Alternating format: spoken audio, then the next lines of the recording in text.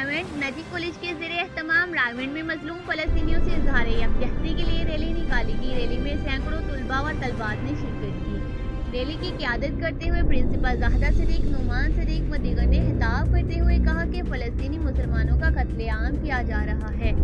गजा इस वक्त खंडरात का मंजर पेश कर रहा है। 56 इस्लामी ममालिक की मुजरमाना खामोशी से मुसलमानों की नस्ल कशी की जा रही है। हर 10 मिनट बाद एक बच्चा मौत के गोश में जा रहा है। अमन के ठेकेदार कहाँ हैं? अमेरिका इसराइल की सरपरस्ती में फ़लस्तीनियों पर जो जुल्म और बर्बरियत के पहाड़ तोड़े जा रहे हैं, तारीख में इसकी मिसाल नहीं मिलती।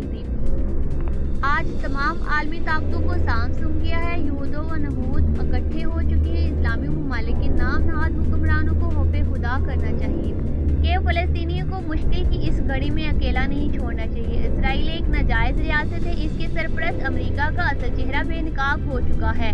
तमाम मुसलमानों बिलखसूस पाकिस्तानी को इसराइली और अमेरिकी मसनूआत से बाइकाट करना चाहिए और आलमी जहाद के लिए ऐलान होना चाहिए ताकि मुसलमानों के खून को सस्ता समझने वालों का सबक सिखाया जा सके। रैली में इसराइल मुर्दाबाद, यहूदी मुर्दाबाद, अमेरिका मुर्दाबाद के नारे लगाए गए।